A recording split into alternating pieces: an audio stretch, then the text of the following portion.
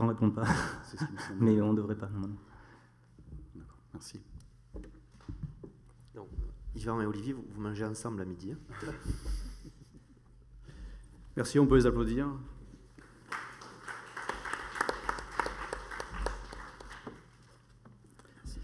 Donc on va passer à la prochaine intervention.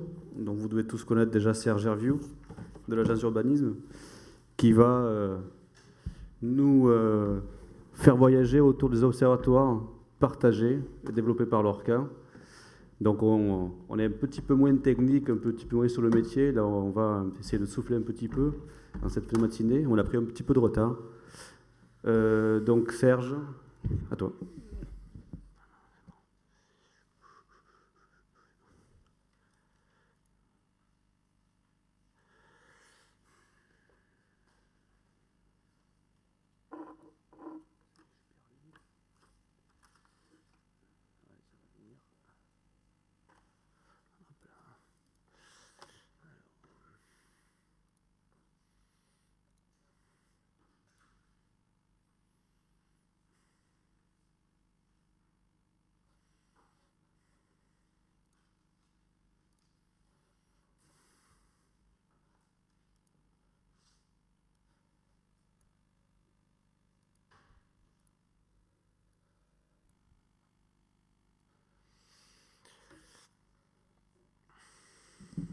C'est bon, ça marche?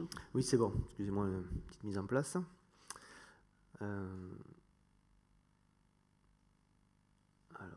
on est là. Voilà, donc là, l'idée, c'est de vous montrer un peu ce qu'on fait à l'agence, bien sûr, mais vous montrer une plateforme, donc, puisque le sujet, c'est les plateformes de données, de montrer avec notre plateforme qui intègre du SIG, mais pas que, tout ce qu'on peut faire comme valorisation. Donc nous, c'est dans le cadre d'observatoire, on a d'autres types de valorisation, mais là, l'agence va développer de plus en plus sa compétence sur les observatoires. Donc pour vous montrer des exemples concrets, donc c'est pas mal la partie technique quand même que je vais présenter. Alors, comment je fais pour passer d'une à l'autre? Voilà. Donc pour vous montrer, alors on va commencer par le commencement, c'est-à-dire toute plateforme se base sur une architecture informatique. Donc à l'agence, nous avons une architecture informatique qui est assez basique, avec des postes de travail, avec un serveur de fichiers, un serveur web local, un serveur de base de données, et ensuite on a des serveurs distants, donc un serveur qui nous sert, qui est un serveur distant de base de données aussi, qui est synchronisé le plus possible avec la base locale, et qui nous permet donc du coup de l'interroger sur Internet à partir d'autres sites web. Donc cette base de données nous permet par-dessus de faire du web mapping et une partie observatoire. Et on a un autre site, un autre serveur web qui permet d'héberger nos sites extranet, Internet, voilà, avec des liens et avec une connexion pour nos partenaires et pour les internautes en général. Donc les observatoires, alors qu'est-ce que ça veut dire? Dans les observatoires, il y en a beaucoup. Si on regarde, il y a un petit site internet là qui s'amuse à repérer tous les observatoires qui existent en France. Donc il y a un certain nombre d'observatoires qui existent en France. Il est à jour. Hein. Voilà. Donc du coup, et souvent on se demande, mais à quoi ça sert un observatoire? Alors, dans notre cas, un observatoire, ça sert, si je retrouve mes petits, ça sert pour nos partenaires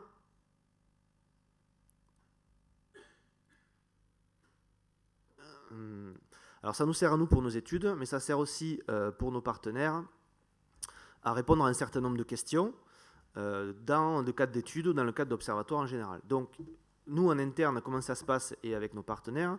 Donc, il y a une partie thématique et une partie technique qui doivent travailler ensemble et en parallèle. La partie thématique, ce sont les thématiciens qui ont les compétences sur l'habitat, qui ont des compétences sur l'économie, sur l'environnement, etc.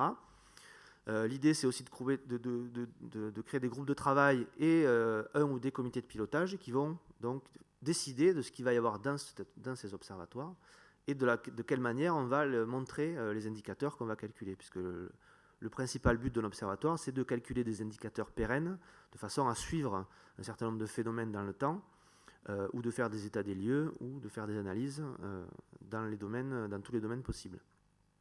Et il y a une partie technique qui s'appuie sur des bases de données, sur du SIG, de la cartographie, du développement web dans notre cas, mais aussi de la PAO, et aussi de la communication, voilà, pour faire en sorte d'animer et de valoriser ces observatoires. Donc le calcul de ces indicateurs, il va servir à plusieurs choses, vous voyez à peu près. Donc ça peut être des analyses, de la visualisation, de l'information, du suivi. Nous, dans notre cas, ce sont les SCOT. Et donc, pour l'agence, on a des projets d'observatoires, des observatoires en production et des observatoires qui sont en phase de test ou en phase de pré-production. Donc l'idée, c'est d'avoir un observatoire départemental du territoire qui s'appelle ODT, qui va avoir une gouvernance avec un comité de pilotage. Et à l'intérieur, cet observatoire va être en fait la somme de plusieurs observatoires, avec des entrées par secteur thématique. Et chaque observatoire aura son fonctionnement propre, avec ses groupes de travail qui vont décider ce qu'on y met à l'intérieur.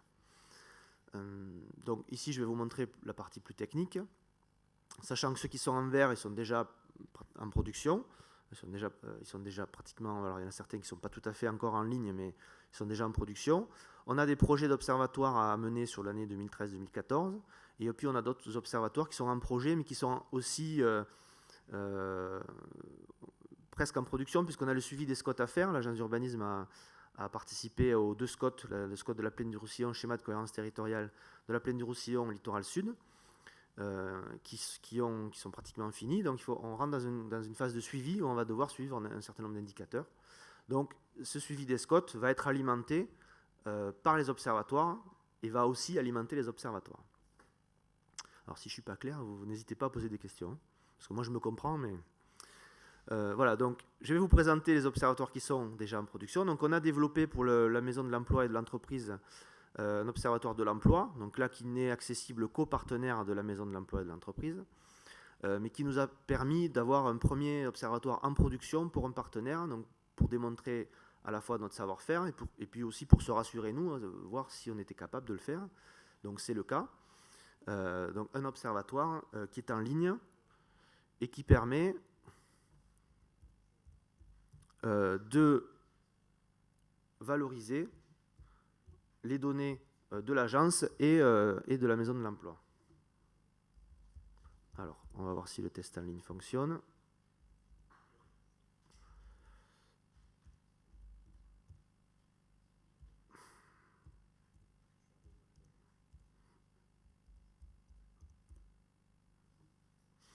Voilà, donc là c'est basé sur...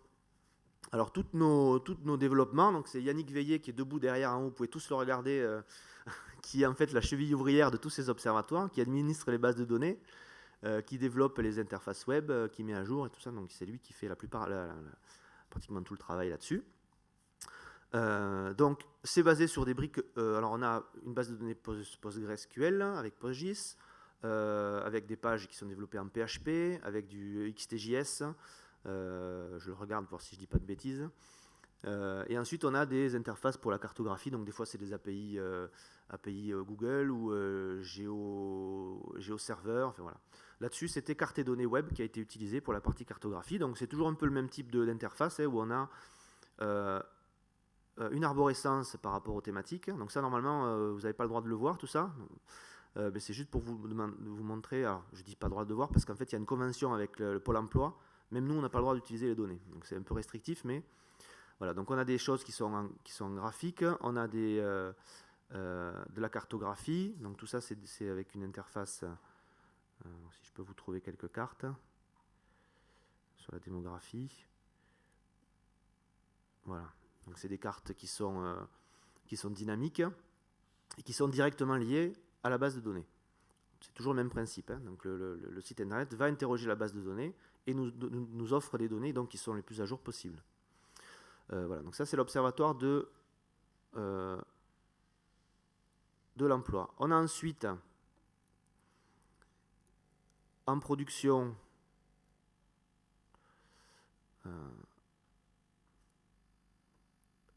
l'Observatoire départemental de l'habitat. Donc je ne vais pas vous faire le test, mais c'est le même principe. Donc celui-là, c'est notre plus ancien observatoire. Donc c'est l'Observatoire départemental de l'habitat qui a été initié au départ par l'État. Donc de la même manière, on a un tas donc là, on a pas mal d'indicateurs. Donc ça, c'est déjà disponible pour nos partenaires sur le site extranet. Tous les membres de l'agence ont accès à cet observatoire et peuvent l'intégrer dans leur propre site web. Donc il n'y a pas que des données sur l'habitat, il y a aussi des données sur la démographie, sur un certain nombre de thématiques. Donc pareil, avec des fiches explicatives, avec des tableaux de données téléchargeables, des graphiques, des cartes, etc. On a également l'observatoire des équipements, donc là qui utilise GeoServer, qui est notre plateforme, mais qui est toujours reliée à la même base de données, qui est toujours hébergée sur le même serveur. Donc là, c'est mieux d'être développeur web, mais un géomaticien un peu avancé peut très bien développer ce type de plateforme de façon assez simple. Puisque GeoServer, c'est quelque chose qui s'installe et puis qui est utilisable pratiquement tout de suite. Donc là, c'est l'observatoire des équipements. On a une base, c'est pour valoriser une couche des équipements qu'on produit en interne. Et on se base aussi sur la base permanente des équipements de l'INSEE pour enrichir cette base. Et donc là, qui va être consultable au niveau cartographique, avec des interrogations possibles, avec la possibilité de visualiser les emprises des équipements et des zones d'activité, de voir une typologie des équipements, mais aussi de visualiser la densité avec ce qu'on appelle des clusters, où en fait on va avoir ici le nombre d'équipements présents sur cette zone, et quand on zoome, voilà, ça nous montre de façon plus précise les équipements et leur emplacement. Ensuite, on a un observatoire des déplacements qui est en projet, mais sur lequel on a déjà fait quelques interfaces. Là, par exemple, la possibilité de visualiser les mobilités professionnelles de l'INSEE à partir d'une ville. Donc là, ce sont tous les gens qui viennent travailler à Perpignan, de savoir d'où ils viennent, ou savoir ici, à Prades, d'où viennent les enfants scolarisés à Prades. D'ailleurs, on a des fois des surprises, on ne se doute pas que ça vienne de si loin. On a ensuite des interfaces, donc là c'est pour montrer notre type d'interface, qui est développé de la même façon en PHP XTJS, c'est ça, XTJS celui-là? Non, c'est quoi? C'est quoi celui-là? PHP uniquement? D'accord. Donc pour montrer là, c'est pour valoriser l'activité professionnelle des individus, qui est une nouvelle base de données de l'INSEE, et qui permet de consulter ces données sur les bassins d'emploi du département. Donc ça, c'est utilisé en interne, avec à chaque fois des indicateurs et la possibilité de les télécharger. On avait fait aussi des petits tableaux de bord pour, là c'était des diagnostics énergie, donc avec un certain nombre d'indicateurs. Bon, c'était pas très performant sur le plan thématique, mais c'était pour montrer que c'était possible, à partir du moment où on avait les données, de sur tel ou tel territoire, visualiser les principaux indicateurs qui permettent de commencer un diagnostic énergie sur l'habitat indigne, etc., sur le nombre de résidences secondaires, etc., etc. Donc les données disponibles. Là, ce sont des tableaux de bord. Ça, c'est une interface de visualisation des données Perval pour aider les thématiciens à visualiser sur tous les territoires. Voilà. Donc à chaque fois, ces interfaces sont connectées à la base de données, aussi bien pour les données alphanumériques que pour les données SIG. Par exemple, tout ce qui est interrogation sur les territoires, en fait, ça va lire dans la base PostGIS pour définir quels sont ces territoires, et à partir de ces territoires, aller interroger la base alphanumérique pour faire remonter les informations sur les territoires qui nous intéressent. Voilà ce que j'avais à vous dire là-dessus. Donc l'idée, c'est bien sûr que les membres de l'agence décident avec nous de quels indicateurs sont pertinents pour que ça leur soit utile, parce que c'est quand même l'idée principale, c'est qu'un observatoire soit utile. C'est-à-dire, j'ai des indicateurs qu'on a décidés ensemble. Bon, après, c'est possible ou pas de les faire, mais en fonction des données qu'on a, il faut qu'elles soient pérennes, etc., qu'on ait les conventions, qu'on ait la possibilité de les utiliser.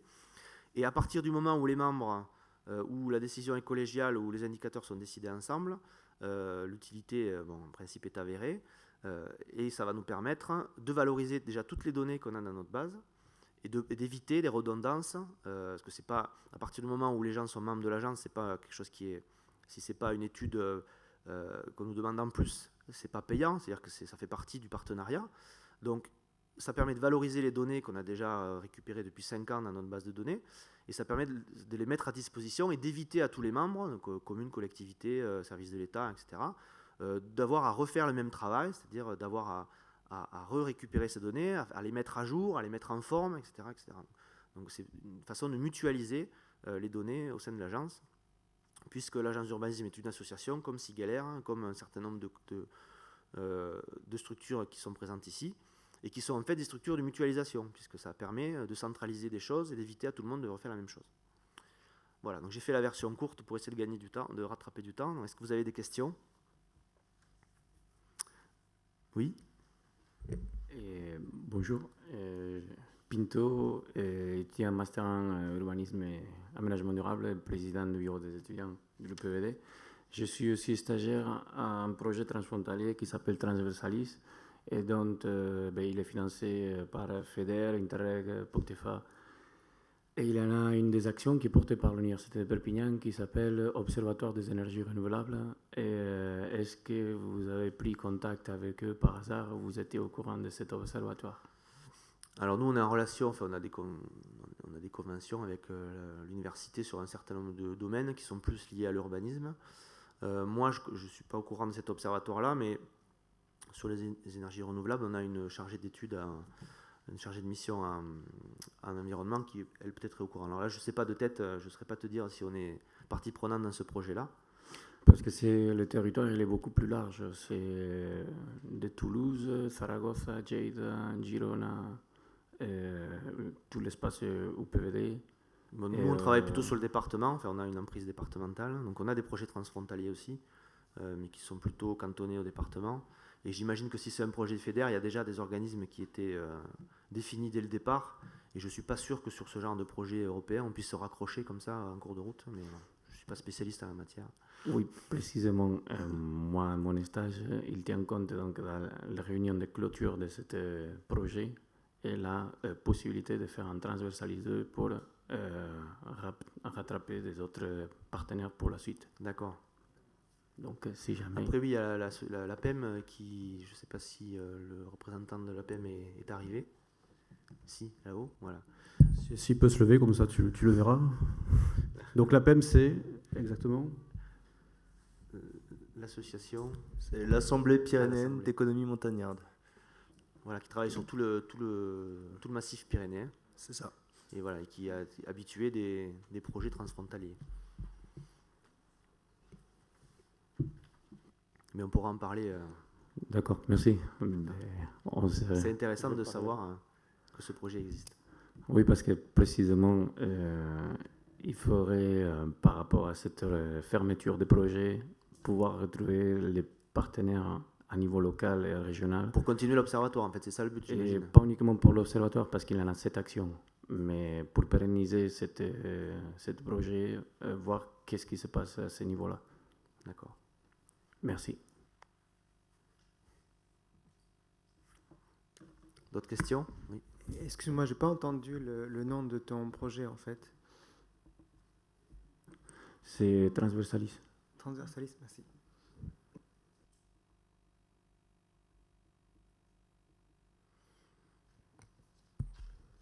Serge? D'autres questions? Oui. Pour connecter à l'observatoire, enfin aux différentes données, comment ça va se passer? Il va y avoir des conventions, des...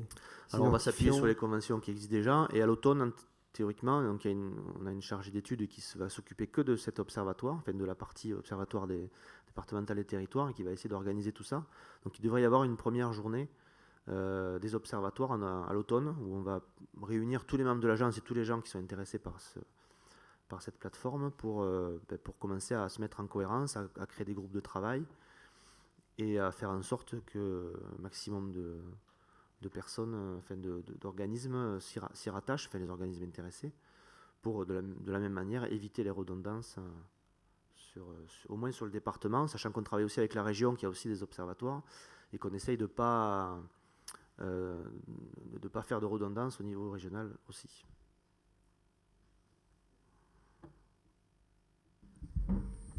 Ok, merci Serge. On va démarrer l'avant-dernière intervention de la matinée. Je vais rebondir sur les deux présentations sur Dixit et DICT. Vous avez 2 partenaires de la journée en haut qui ont ouvert 2 stands. L'un, c'est Esri France, qui est un vendeur de logiciels, de solutions SIG. Et vous avez aussi Géosystème France, qui développe des solutions GPS, en connexion bien sûr avec le SIG. Donc c'est complètement en rapport avec la journée, le partage de la donnée, mais on a vu que par rapport aux travaux, il y avait pas mal d'informations techniques, vous les aurez auprès d'eux. Donc ils sont là toute la journée pour vous accueillir.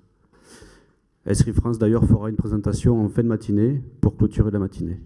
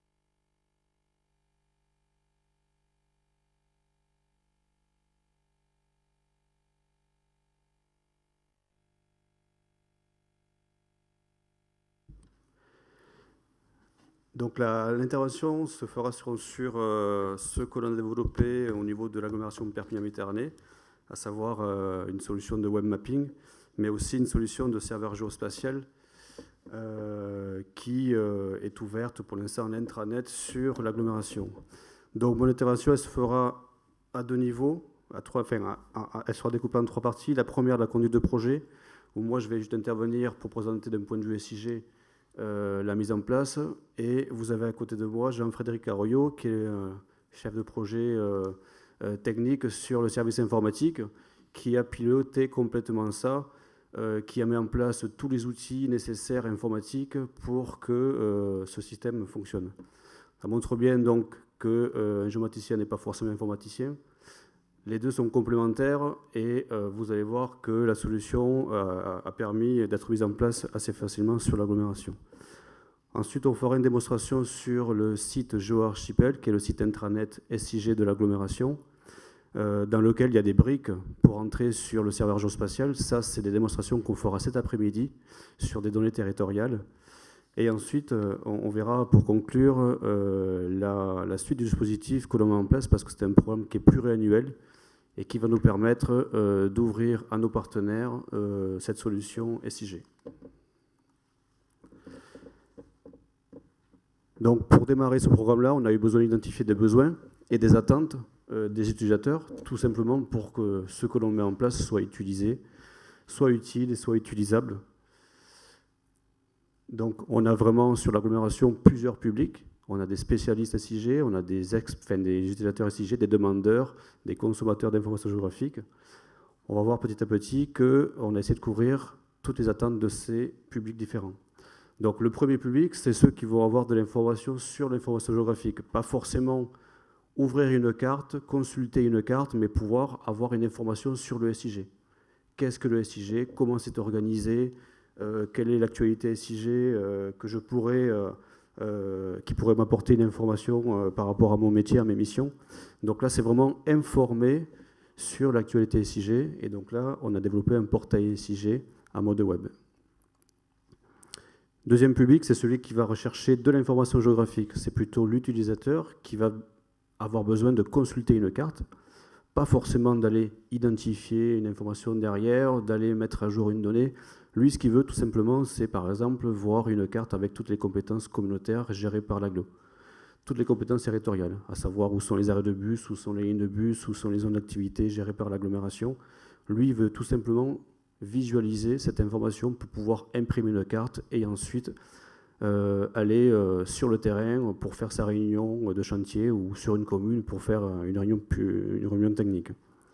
Donc là, c'est un outil de web mapping de consultation très simple qui était demandé. Ensuite, ceux qui veulent travailler par l'information géographique. Là, c'est vraiment ceux qui vont travailler sur une donnée, interroger une donnée, analyser, faire des recoupements, des requêtes territoriales, des requêtes géographiques, des requêtes attributaires. Et ceux qui veulent travailler avec l'information géographique, ce sont ceux qui vont vraiment mettre à jour une donnée. Donc là, on a différents publics, des spécialistes SIG, mais ça peut être aussi des spécialistes thématiques qui gèrent une donnée au quotidien et qui utilisent cette donnée pour gérer leurs compétences. Donc là, on parle plutôt d'espace collaboratif de travail, qui peut être sécurisé.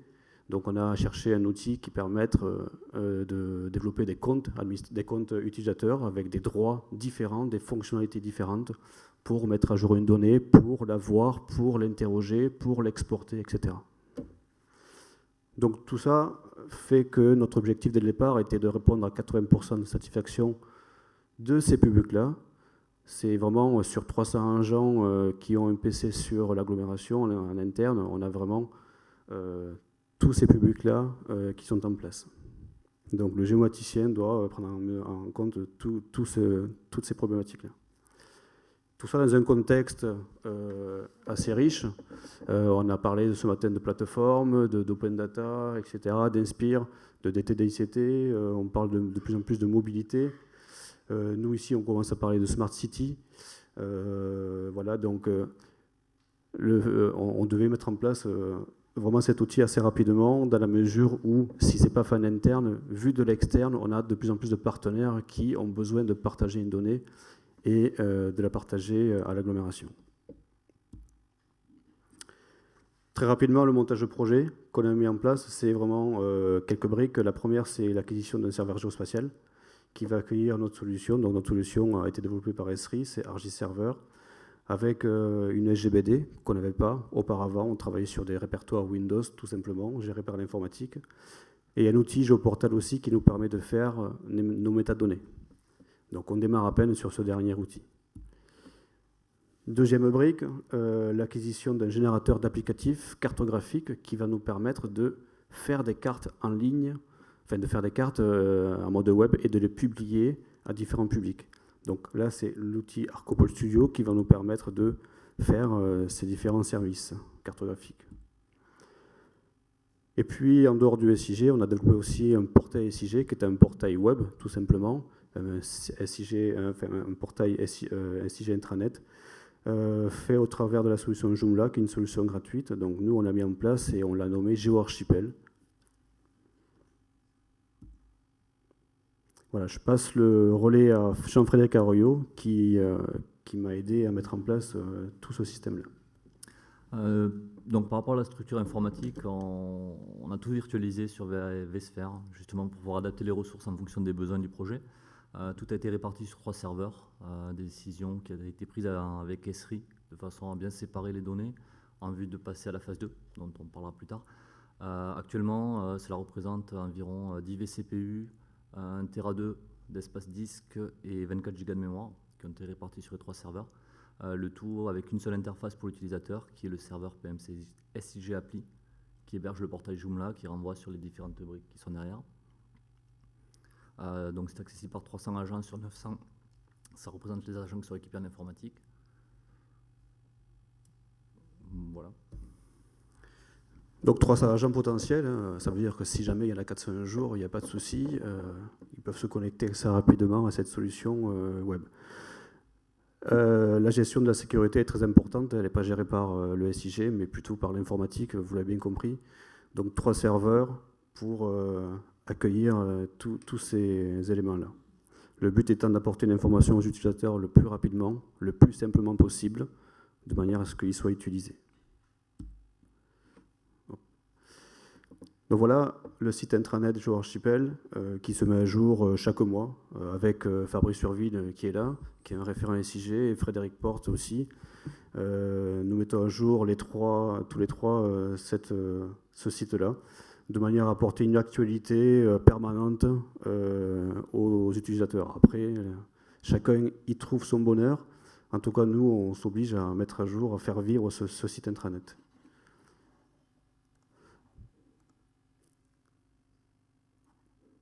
Donc je vais vous montrer assez rapidement le site en question, qui est en place aujourd'hui. Donc vous voyez un bandeau ici d'actualité qui permet de voir 4 actualités principales que l'on apporte aux agents. Ils peuvent se loguer tous les jours, donc ils ont un icône sur leur bureau informatique, ils peuvent à tout moment s'y connecter et voir telle ou telle information que l'on met en avant. Donc là ici, il va être déjà SIG, la mise à jour d'un référentiel métier sur les transports urbains et la possibilité de rechercher des données SIG publiques grâce à l'IDG de Cigalaire. Donc si l'agent va dessus, il peut vraiment ouvrir un article.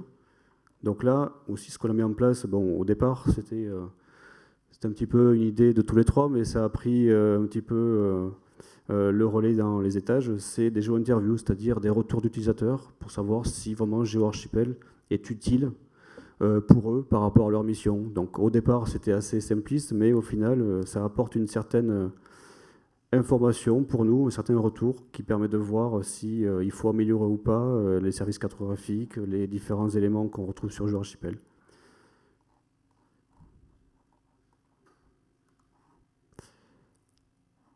Ici, vous allez retrouver des chiffres clés qui sortent des bases de données du SIG. Donc ça peut être du kilométrage de réseau, etc.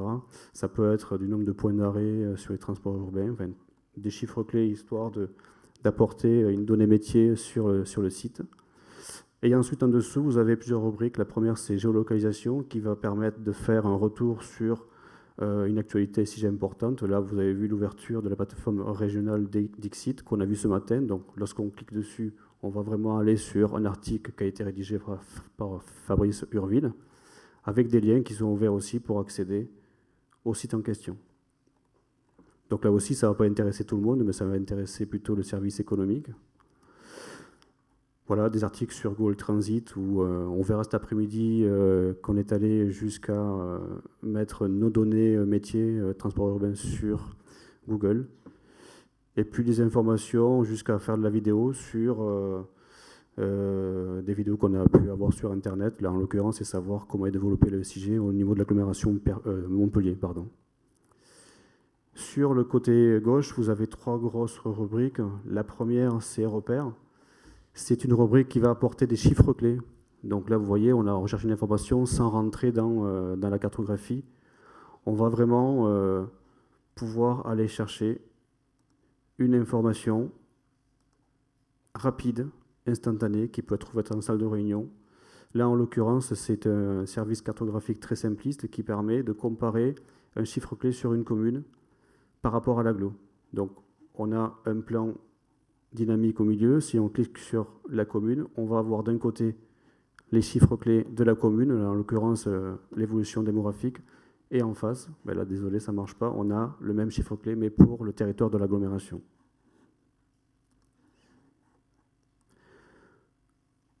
On a également un service de reporting qui va nous permettre de mettre tous les outils d'observation qu'on a fait en interne ou qu'on va faire sur nos partenaires. Donc en l'occurrence là, on va y mettre, avant la fin de l'année, les observatoires que vous avez pu voir au niveau de l'ORCA. On a aussi des chiffres clés, enfin des statistiques développées par l'INSEE pour éviter à l'agent d'aller chercher une demi-heure sur le site de l'INSEE. Là, on a repris essentiellement les fiches principales à télécharger sur le site de l'INSEE. Ensuite, vous avez une rubrique les outils, où vous allez essentiellement retrouver des outils de web mapping. On va cliquer sur consulter et là on va atterrir sur le serveur géospatial avec la solution Arcopole Studio que vous avez tout à l'heure qui permet de consulter des services de carte en ligne. Donc là, ça on vous le montrera cet après-midi à travers 3 exemples. La possibilité aussi de montrer toute la production 3D que l'on a fait en interne. Donc ici c'est un démarrage. On va y retrouver des photos, des vidéos 3D. Et l'agent qui n'a pas vraiment d'outils 3D peut vraiment faire tourner une vidéo. Ça peut servir dans une réunion technique avec nos partenaires. Donc là, en l'occurrence, vous avez une vidéo qui est assez sympa, qui a été faite autour d'un projet écoquartier. Si ça veut bien tourner.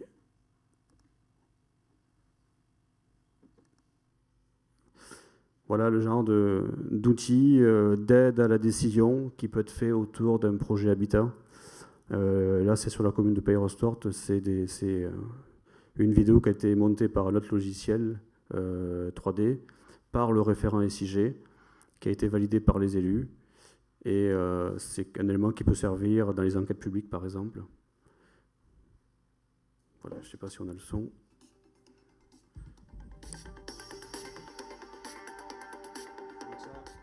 Ça, en fait, voilà, les agents peuvent y accéder librement sur GeoArchipel.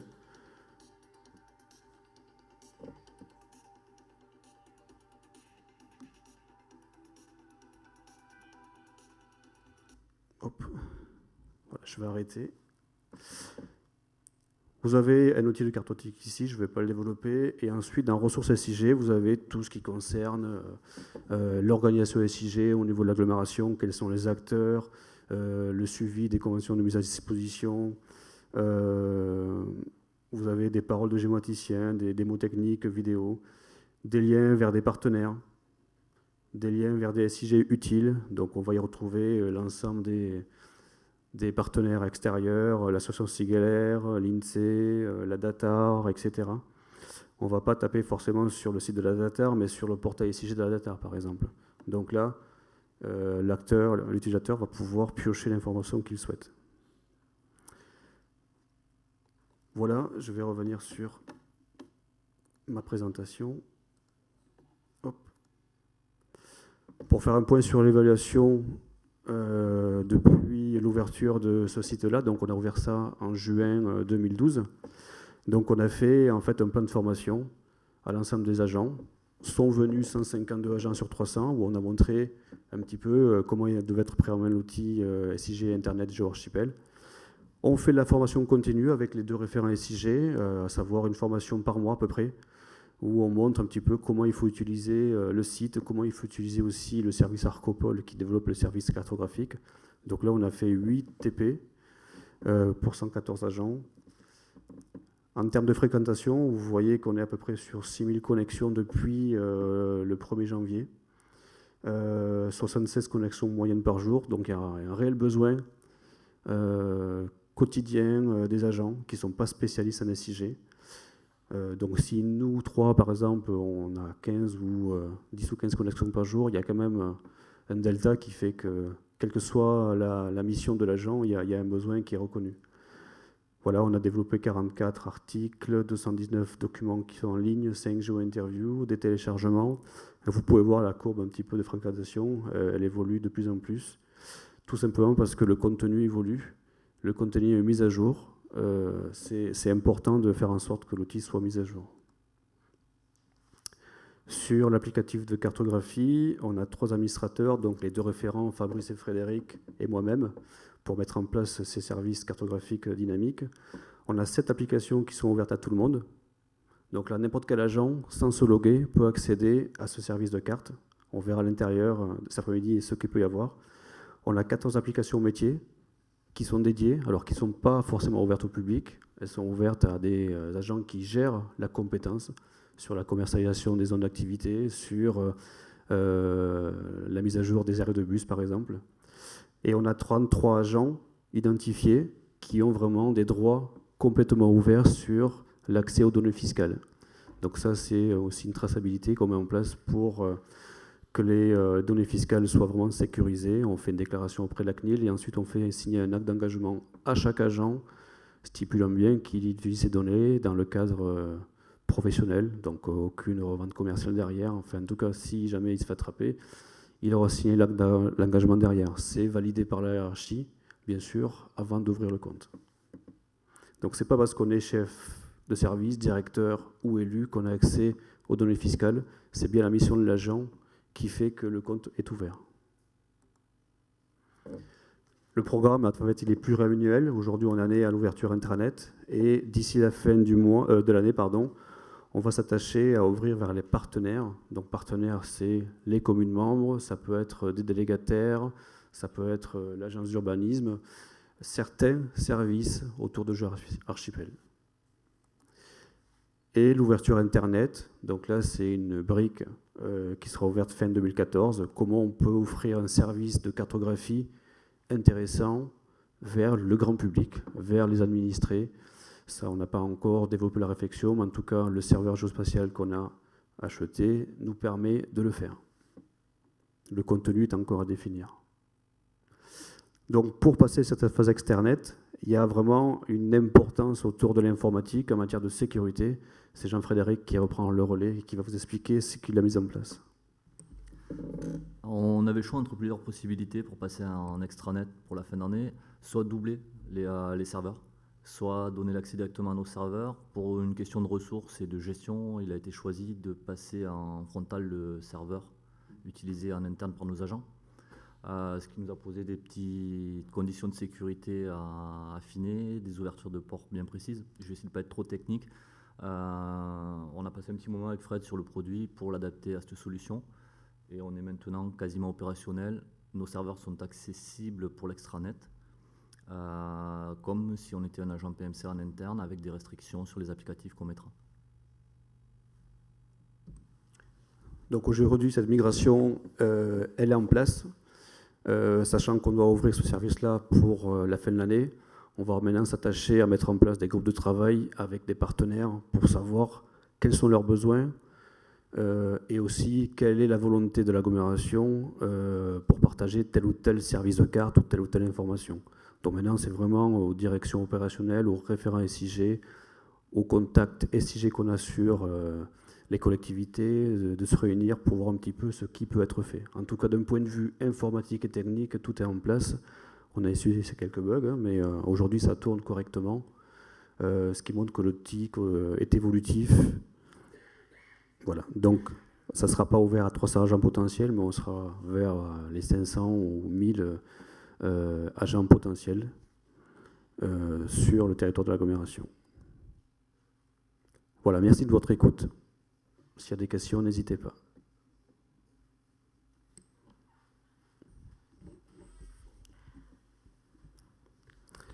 Merci, oui.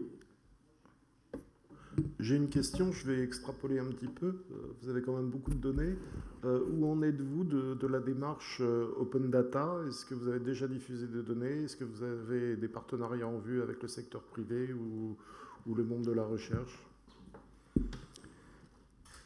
Ben là aujourd'hui, ce qu'on a démarré, alors ça fait 1 an qu'on est sur la mise en place du serveur géospatial de façon à ce qu'il tourne en interne. Donc ça, c'était vraiment important pour nous pour avoir une continuité de service. Maintenant que c'est stable, on va s'attacher à voir vers l'extérieur comment on va développer et partager nos données. Ce qu'on a commencé à faire juste là, c'est essayer de créer les métadonnées, chose qu'on n'avait pas faite. Donc l'outil GeoPortal nous le permet. On a vu avec l'IDG de Sigalaire un petit peu si ça fonctionnait, si c'était interopérable. Effectivement, ça l'est. Dès le premier test, ça a fonctionné.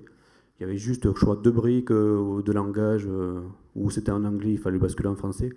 Mais on a vu avec Clara Lévesque la faisabilité. Et donc on a fait un test sur une première donnée qui fonctionne et qui est publiée sur l'IDG.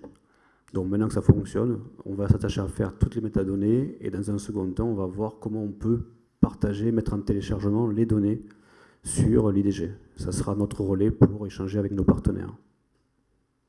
En tout cas, en dehors des conventions qu'on peut passer ici localement. En tout cas, voilà, les référents SIG vont développer ces métadonnées métiers et c'est vraiment eux, la direction, qui décideront de l'obligation ou pas de faire une fiche de métadonnées ou alors d'aller plus loin avec un service de téléchargement ou pas. Alors, juste pour information, on est en train de monter un partenariat avec l'agglomération de Montpellier pour aussi ouvrir leurs données à travers l'IDG. Donc la démarche est aussi très open data. Ils ont déjà libéré des lots de données, mais elles sont assez peu utilisées et ils comptent sur l'IDG pour les diffuser plus largement et avoir des retours économiques. Oui, Bruno Chevalier, DDTM. Je voulais savoir combien de personnes vous êtes dans votre équipe pour mettre en place tous ces outils et services? Ça va être assez rapide, hein. Donc le service informatique à côté, donc, qui gère tout le montage technique. Après, on a une cellule SIG communautaire qui est transversale, qui est directement rattachée à la direction générale, qui aujourd'hui compte une seule personne, donc moi-même, pour mettre en place l'outil et garantir la continuité de service.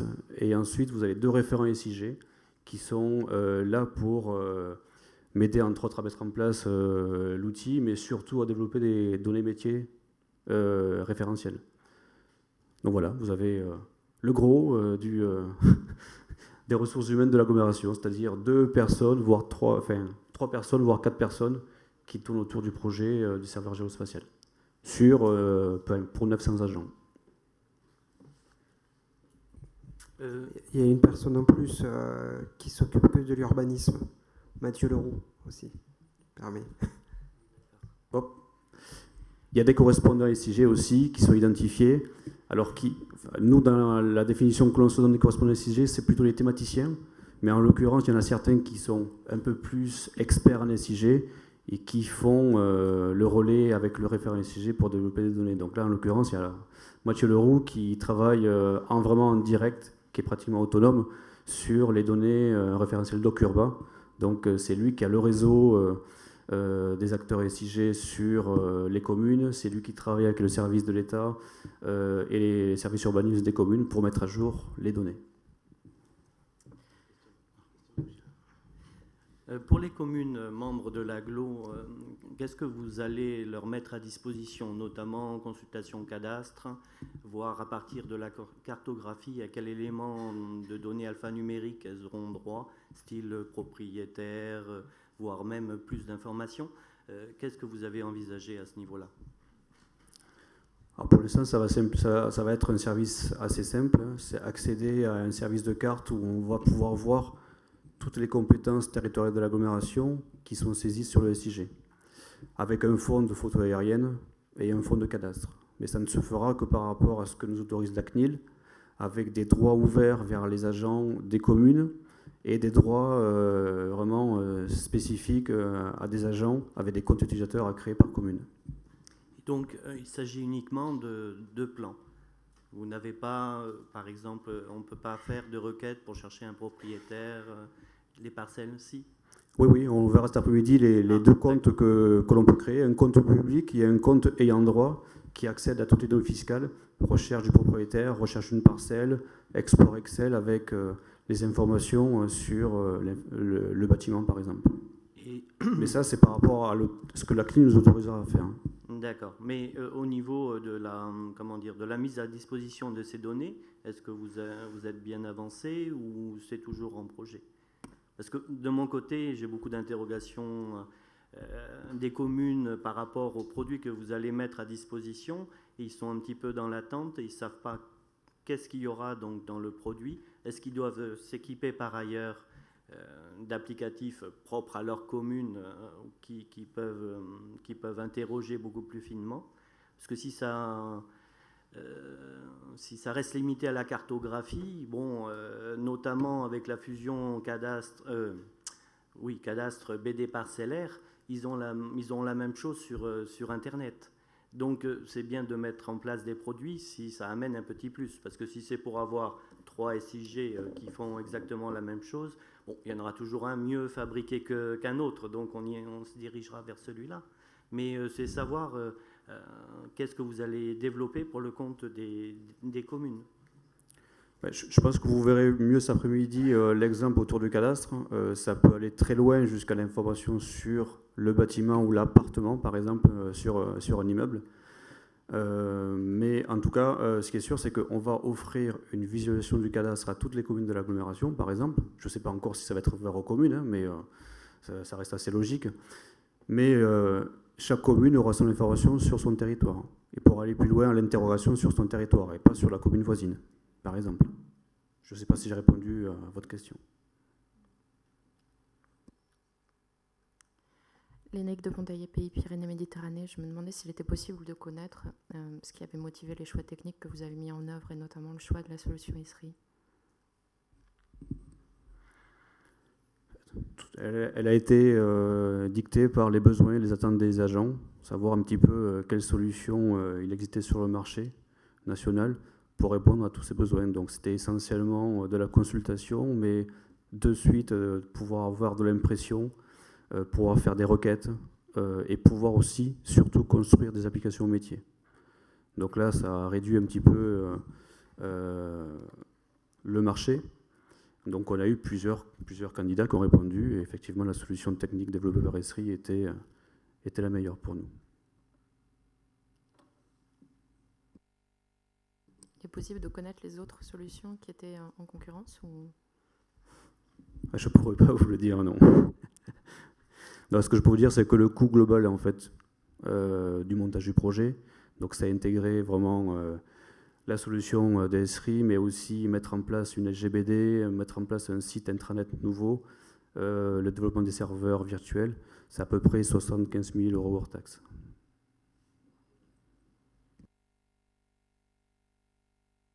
On va passer à la dernière présentation pour ne pas prendre de retard, de manière à ce que on soit à midi, on décolle d'ici. Donc c'est midi 5, donc Esri France, qui sont là pour présenter non pas la solution qu'on a achetée nous, mais présenter une autre solution qui peut être intéressante à l'ensemble du public. Donc, juste un dernier mot par rapport à l'organisation. Après la présentation, je vous propose de sortir sur le parvis qui est sur la gauche de l'amphithéâtre. Donc vous avez 2 portes, il faut descendre dans l'amphithéâtre et descendre par les portes, de manière à aller tous ensemble sur le restaurant. Merci. Donc je n'ai pas présenté. Vincent Bord de Esri France, l'antenne de Montpellier, et Cédric Ojoula aussi, qui sont là pour présenter une solution qui tourne autour de Argis Online, c'est ça ? Il faudrait changer l'écran, l'ordinateur, s'il vous plaît. Merci.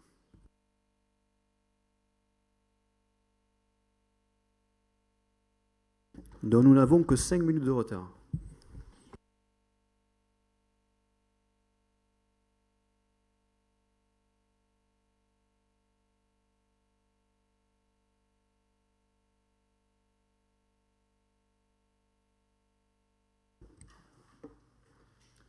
Bonjour à tous.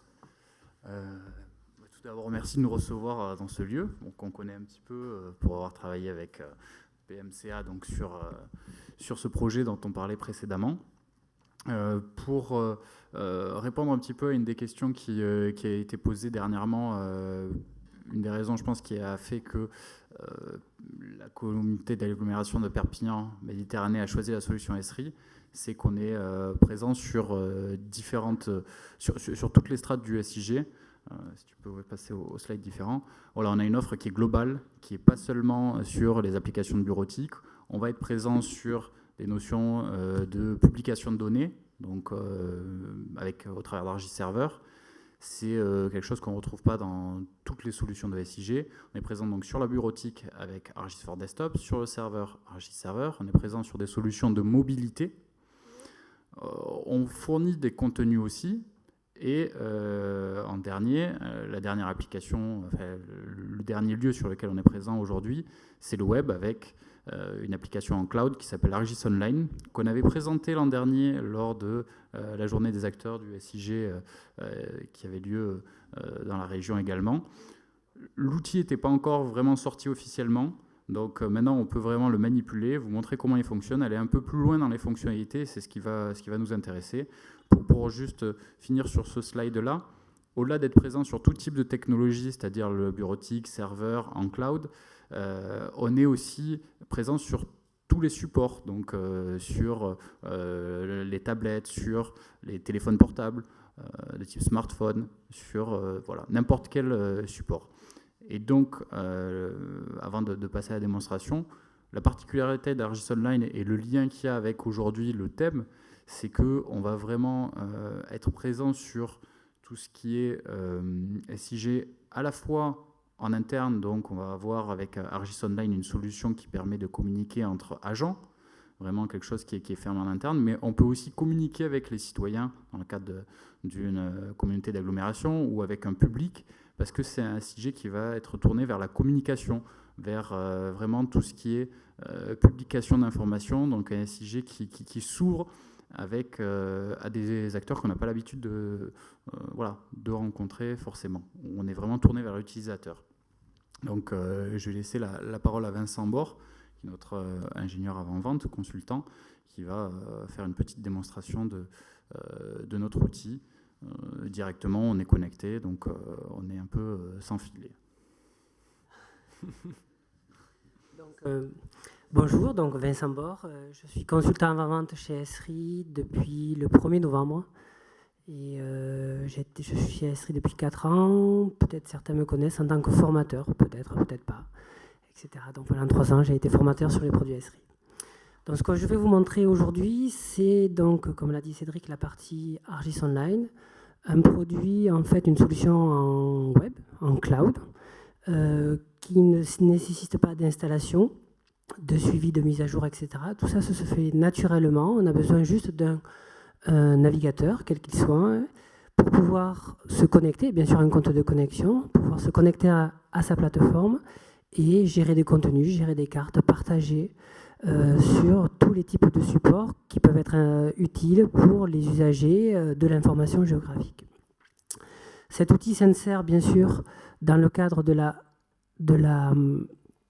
gamme Esri, c'est-à-dire que ce n'est pas un outil décorrélé, c'est-à-dire que dans Argis Online, c'est un peu le lien finalement entre tous ces outils-là, la partie bureautique où on est dans un travail très administratif, cartographie, de gestion de données, etc. Et puis l'usage, qu'on veut partager cette information-là à nos partenaires sur différents supports. Donc Argis Online prend le relais, effectivement, pour pouvoir pousser ses ressources. Je suis trop près peut-être. C'est mieux là ou pas? Vous m'entendez? Excusez-moi. Donc pour pouvoir partager toutes vos ressources naturellement sur le web et les diffuser à l'ensemble de vos partenaires, sans infrastructure particulière. Donc, je ne vais pas vous faire de présentation PPT, on va aller directement dans le vif du sujet. J'espère que je vais tenir dans les 15 ou 20 minutes qui nous sont imparties. Donc ici, vous voyez la plateforme donc, Argis Online. Ici, c'est un portail qui nous est dédié. Vous voyez ici cette interface, elle est bien sûr personnalisable. Hein. Là, nous, on a mis un bandeau, etc. Bon, peu importe. Il y a la notion de connexion sur cette plateforme-là, où je suis déclaré. Donc, vous voyez, je vais me connecter. Hop. On va rentrer dans le concret. Donc, ici, vous voyez, il m'a reconnu en tant qu'utilisateur de mon application.